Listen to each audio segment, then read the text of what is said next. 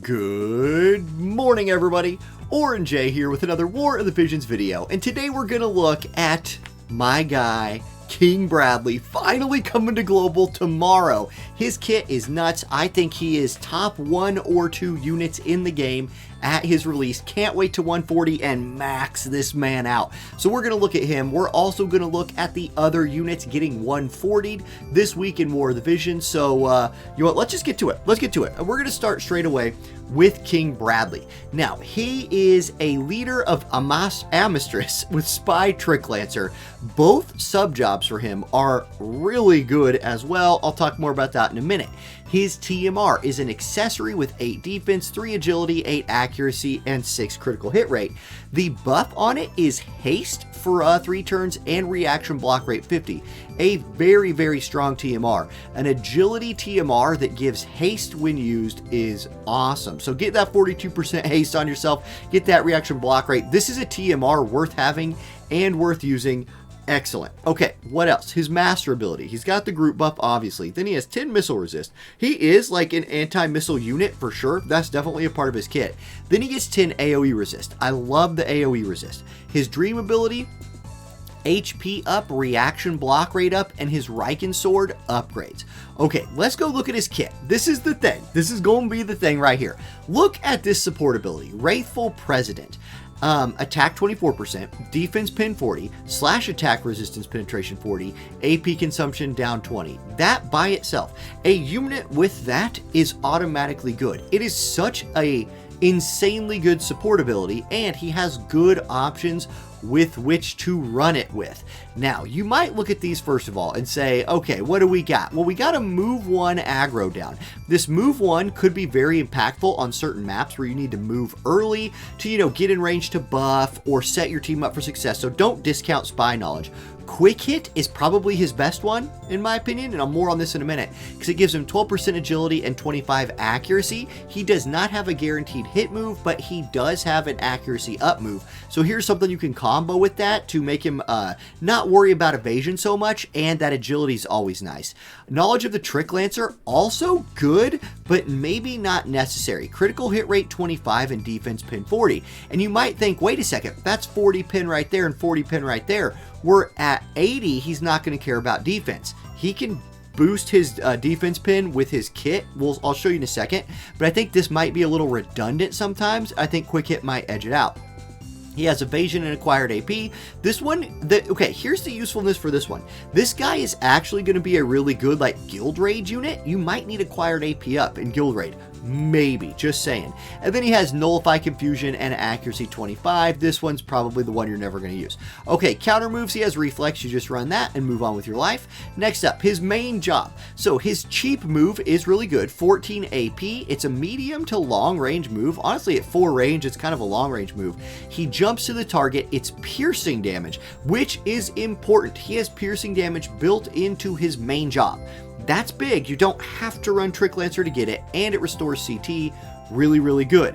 Zanshin, this is his courage buff, and if he has courage, he gets 10 AP, which he will just get, because once he gives himself the courage, he's going to get the 10 AP, and 200% chance to increase his physical damage by 20%. So he gets a 20% physical damage buff. Really good. You're going to run this every single fight every time. His group buff is less great. It's a Pierce Missile Resist buff, and 20 Pierce and Missile Resist is fine. He does gain a physical preemptive counter as well, and you've seen how good that is on somebody like Sephiroth, so don't discount this TP move. I just think maybe it's like a B, and he might have other A or A- options. Now, his moves. Shooting Star. This move is a defense debuff, so this is not what I was talking about with his penetrations, but he does have access to a defense debuff as well. Very useful for, again, something like Guild Raid where you're trying to debuff defense from targets. He can do that right here. It also will dispel all buffs, haste, physical damage increase, magic damage increase, and lower healing power. So it does a ton of stuff if the defense debuff lands. So keep that move in mind, especially for PvE. double split. This gets upgraded twice. This is his bread and butter move. This is my favorite damage move that he has. So, first of all, it's long range and hits in a big cross. I like that.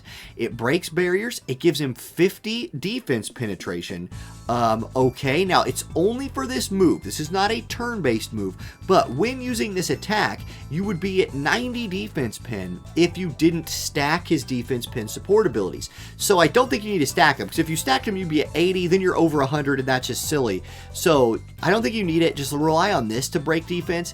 It's a 2-hit chaining move as well, plus 30% hit chance, so it's a boosted hitting move, and it restores 200 CT. Like, that's nuts. And then his job level 25 move, it dispels re-raise, does 200% damage, and is a boosted hit move as well. So very effective versus evasion, especially if you're running this accuracy, agility, quick hit buff right here from his support job. So I actually just think you run smile and quick hit most of the time and you're good to go. Now let's look at his sub jobs. He has a 3-hit chaining move with his sub job, Heaven and Earth Blade, useful again for guild raids. He also has a slowing move, again useful for like guild raids. So guild raid master right here, he and Roy, 2 really good guild raid pulls if you're pulling on FMA. Spy. Why would you run the Spy sub job on him? For me, you run the Spy sub job for Shadow Dance. So this will give him a 30% shield. He's a guy you're going to want to make hard to kill. Like, make him as much of a bruiser as possible and let him just tee off on people. Giving him access to a shield will be really nice. And then, if he has his shield up, he gets agility 25% until he's hit. He has reflex, so there's a chance that you might get a little bit more action out of this than you otherwise might. Still, that's nice. And then it gives him AP auto restore as well, so he doesn't need to run bells necessarily. 5% less than bells, obviously, but still, that's a really nice move. I think that's why you would run the Spy sub job. And then Trick Lancer. Why would you run Trick Lancer? Well, it does give you access to an attack critical hit rate group buff if you want to do that, and then it gives you access to a lot more piercing moves. I think, honestly, you're going to run Spy for this shield most of the time, but Trick Lancer definitely doesn't suck. Okay, now here's his physical counter. It's an 80% chance to proc, so it's going to proc a lot. If you do that buff, this will be something you're working with. And then his limit break is a slash attack resistance penetration 40, 3-hit combo, 200% damage with CT up. So again, this works really nicely with his support abilities, putting him at 80 slash attack resist penetration for the 3 turns after he uses this. God tier kit, you guys. God tier kit. I'm taking this guy. Let me just give you a taste. I didn't practice this part of the video, so let me just show you a little something right here. I'm going to go to the builder. Let me show you what I'm going to do with this dude. I'm going to max level him, and then I'm going to go to dream stats. I'm going to max dream stats. This is what my Bradley's going to kind of look like right here, right? 6,800 HP. We're going to be sitting at 67 agility, 802 attack. Just going to be a beast. Like, I'm taking him all the way up. Getting that 2,400 HP if I can. Get 180 more attack. I'm using all my scrolls. I'm just scrolling him up to the max. He's my guy. Been waiting for him for a really long time. All right, let's look at the other 140s coming out this week. Urel is getting her Dream Enhancement. She's getting 10% more missile resist, 15 single target resist. I really like that. And then Rift Fist is getting upgraded. Now, tell me if I'm crazy, you guys. Rift Fist, Slit Hole Fist right here.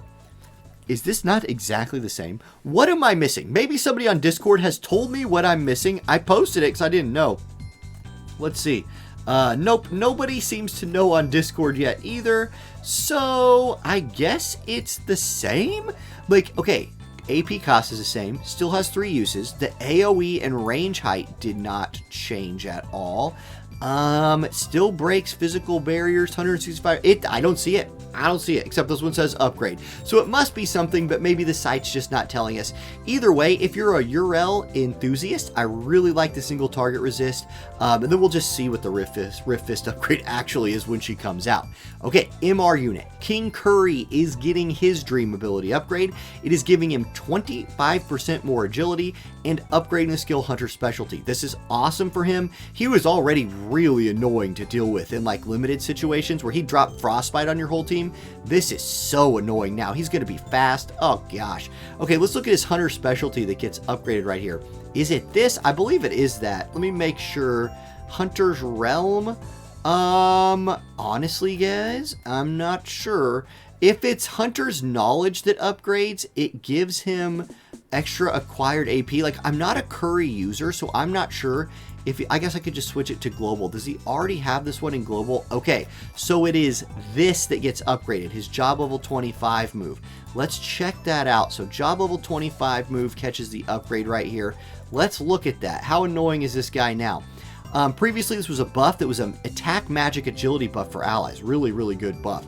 Now, it also gives him missile attack pin 40 and restores AP when critting. So yeah, guys, be ready to see a lot of Curry on Ice limited cost teams. At 50 cost, Ice has a ton of missile units that would pair really, really well with him. So King Curry's time has arrived. Now, Lorenzo also getting his dream ability upgrade. He is getting 20% more attack, 15 more initial AP. I love initial AP. That's really, really good. And Desperate Dragon Show is catching an upgrade. Let's go look at that. Man, again, the way this translates to stuff, it's usually the job level 25 move that gets upgraded. But in this case, Dragon's Eye was already upgraded, so it once again is the job 25. Goodness gracious. If it would just translate the words the same both times, we'd be set. Now it won't even translate anymore. Let's go look at it. So, job level 25 move. Previously, Dispel Protected Shell, Dispel Ignore Fatal Damage, Dispel Auto Revive. It still does all of that. The damage goes up, though, from 185% modifier to a 220% modifier. So just a lot more damage on his job level 25 ability that was already really good. And the range goes up. So it's now a 1, 2, 3, 4 range instead of a 1, 2, 3 range that, again, hits at 5 or 4 respectively, depending on where they are standing with the AoE. So that's Lorenzo. Now, Adelard.